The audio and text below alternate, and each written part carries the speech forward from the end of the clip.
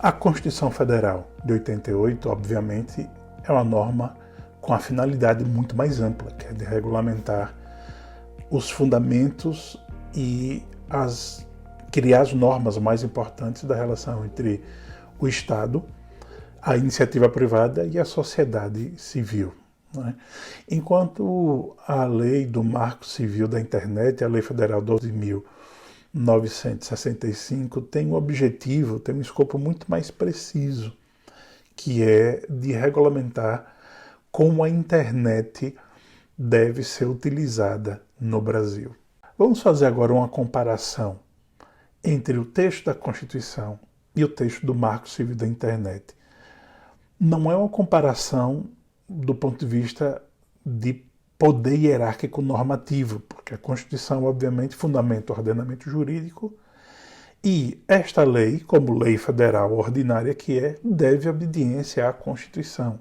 Não há a menor dúvida que a Constituição se sobrepõe ao texto dessa lei federal, como de qualquer outra lei federal, sobre qualquer outro tema.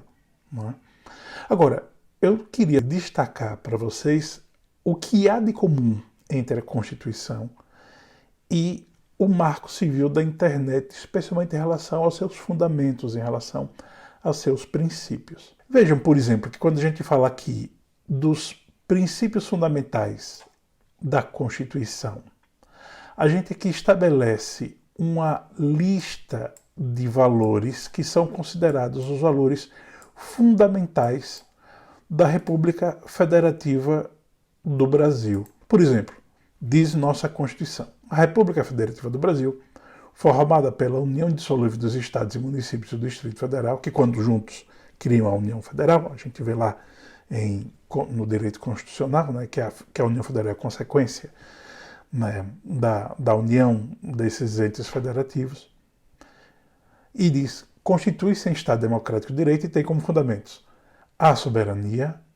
a cidadania, a dignidade da pessoa humana, os valores sociais do trabalho e da livre iniciativa e o pluralismo político. Quando a gente vai ver o texto do Marco Civil da Internet, a gente vai ver que vários termos, várias palavras acabam por se repetir. Diz a Lei Federal 12.965, em seu artigo 2º: a disciplina do uso da internet no Brasil tem como fundamento o respeito à liberdade de expressão. Ou seja, o valor, digamos, primordial é que na internet deve haver a liberdade de expressão, a liberdade de informação, a liberdade de opinião, a liberdade de expressão artística e cultural, política também.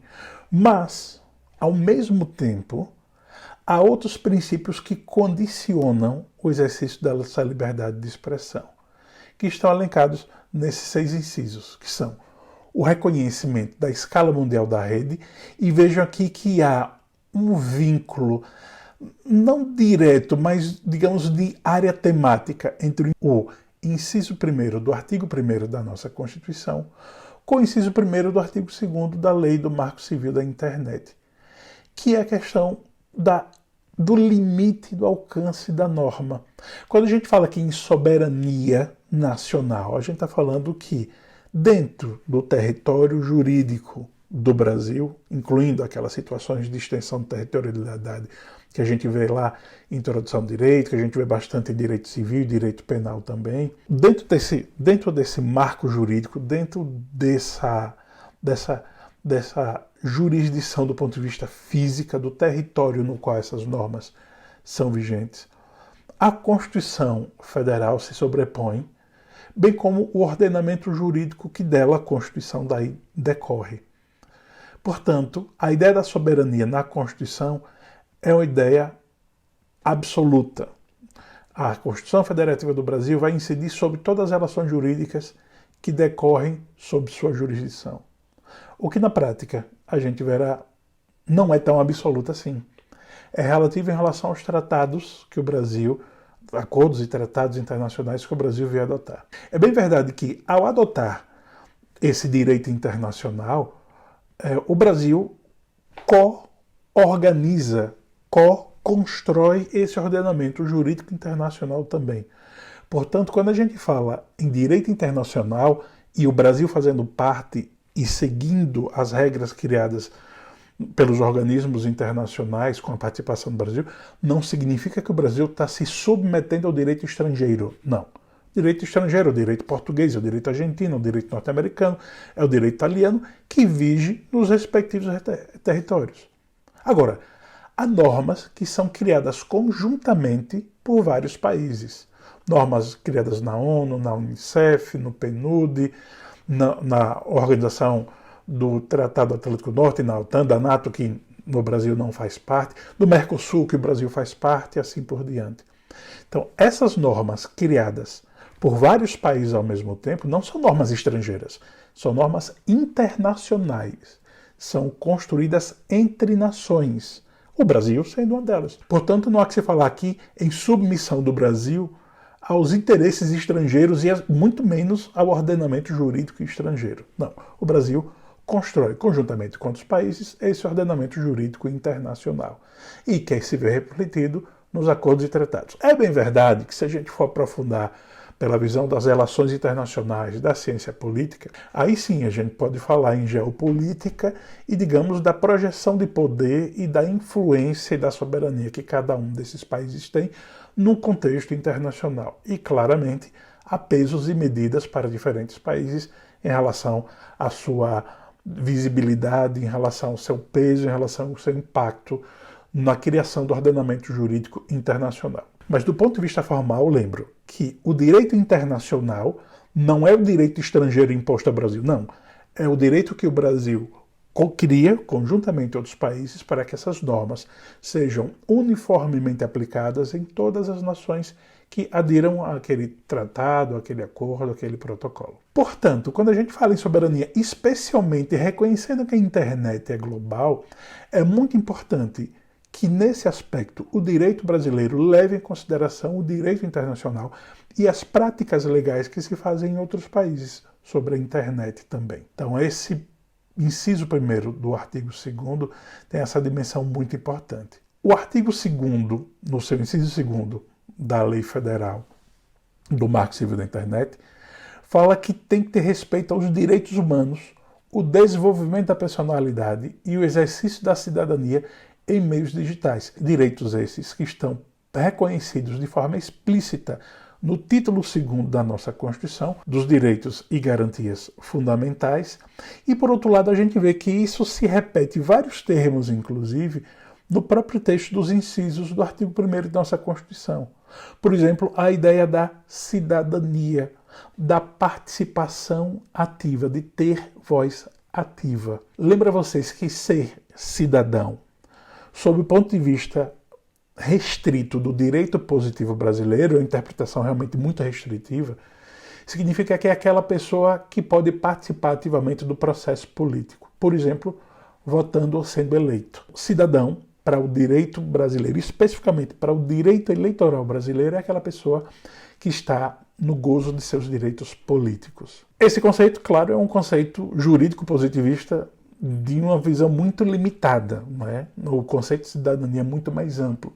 Quando a gente fala em direitos de participação política, a liberdade de nos informar e de informar, de opinar e de tentar mudar a opinião do outro é, sem dúvida alguma, um núcleo central, contemporâneo, desse direito estendido para além da sua extensão positivista, técnica, legal, apenas do direito eleitoral de participar dos processos políticos, mas dentro de um marco maior do direito constitucional de ter voz, de ter ouvido, de ter espírito crítico e de poder transformar em todo esse contexto, né, cognitivo, todas essas informações, em palavras que eventualmente, palavras, gestos, né, que eventualmente podem até mudar a opinião de outras pessoas também. Então, quando a gente fala em uma cidadania, a gente está falando aqui de uma cidadania ativa, uma cidadania política, na qual expressar-se pode influenciar os demais. Influenciar é uma palavra que a gente usa muito com direito digital. Não sei se com direito digital, mas com certeza com os influencers, sim. os chamados digitais influencers, que começou num primeiro momento apenas uma questão de moda, uma tendência de determinado estilo de roupa, depois de um estilo de vida. Hoje se ampliou para muito além dessas questões relacionadas a estilos de vida e vão também para a seara do direito político. Se a gente parar para pensar, os filósofos e os políticos sempre foram historicamente influenciadores, portanto influencers. Só que não tinham as mídias digitais como nós temos hoje à disposição. Antes, para se atingir milhões de pessoas, era necessário uma mídia relativamente cara, complicada, difícil, restrita, como era o caso da televisão, ou um pouco menos restrita a rádio, ou ainda a mídia impressa, os jornais. Mas hoje, com um telefone e celular, e não precisa ser dos mais caros, a gente consegue espalhar nossa voz para todo mundo, não é? Que tem um aspecto muito positivo dessa nossa nova liberdade de informação e de expressão, mas, por outro lado, também tem gerado muitos problemas pela falta de responsabilidade com que certas informações são disseminadas, sem a certeza que elas são verdadeiras, ou pior ainda, sabendo-se que são falsas, mesmo assim se divulgam como se verdadeiras fossem, né? É o cometimento de vários crimes, que aí a gente vai analisar um pouquinho mais à frente, sobre esses crimes relacionados ao abuso da liberdade de expressão na internet. Okay? Então veja que há esse vínculo direto, né, entre essa ideia da cidadania, que está prevista como um princípio fundamental da nossa Constituição, e a cidadania que está prevista no inciso 2º do artigo 2º da Lei do Marco Civil da Internet. E ainda dentro desse contexto também, a ideia da pluralidade e da diversidade. E por isso que é tão importante o conceito, que a gente vai ver um pouco mais adiante, da neutralidade da rede. O que é que significa isso? Que deve haver espaço para que todos possam se expressar.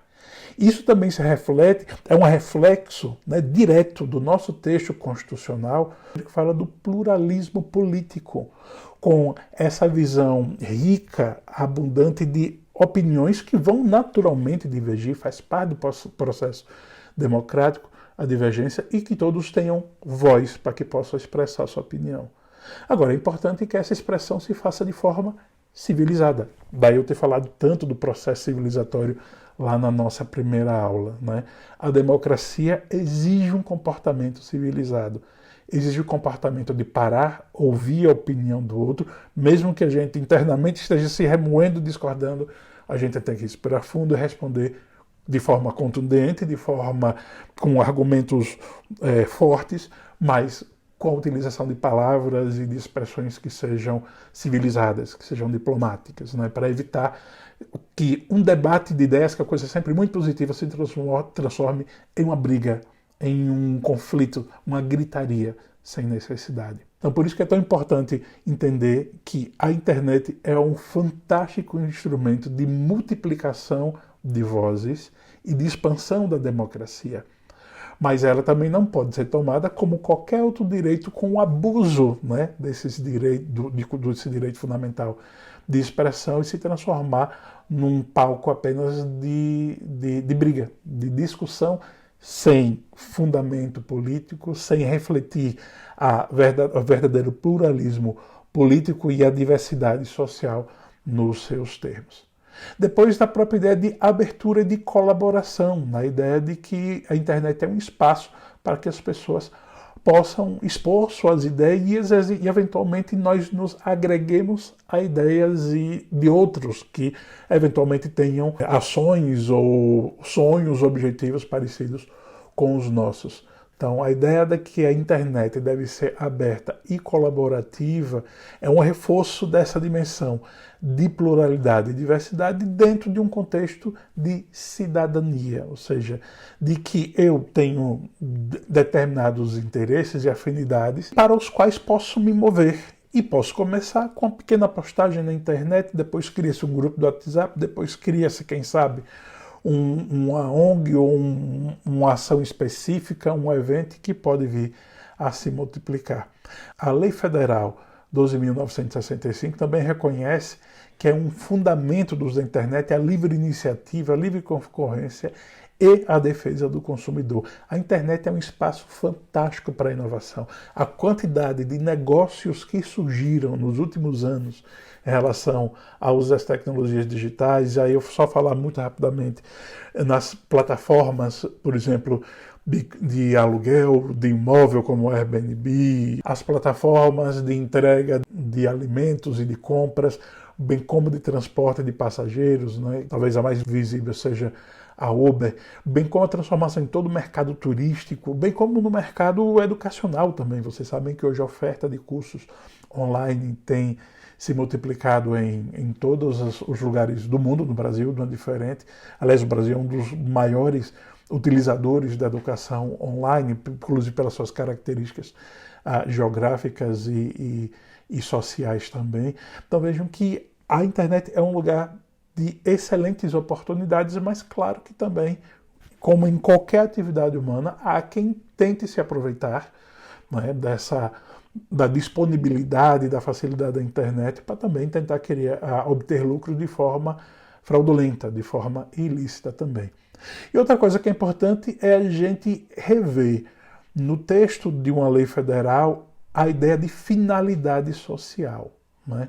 A finalidade social do contrato, a finalidade social da propriedade e aqui a finalidade social da rede sendo reforçada nesta dimensão legal, na ideia de que toda a coletividade, o Estado, tem que utilizar os benefícios da internet para promover o bem da coletividade como um todo. É bem verdade que nem todos têm o mesmo acesso à internet e passa por uma série de fatores, e o mais importante de todos, pela questão financeira da disponibilidade do pagamento do acesso à internet. É um direito que não é dos direitos mais baratos nem dos mais óbvios de se concretizar.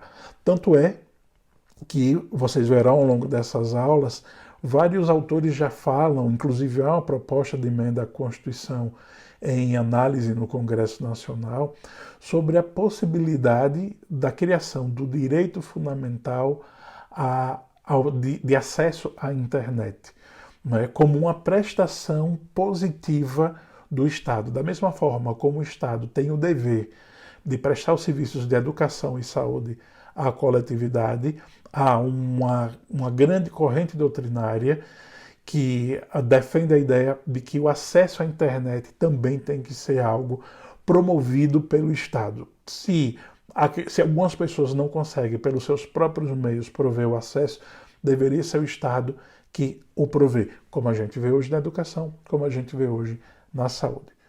Bom, de forma resumida, esse é um primeiro quadro que a gente vai fazer de contraste entre o texto da Constituição Federal e a Lei do Marco Civil da Internet. Já já seguiremos com mais análise. Até já.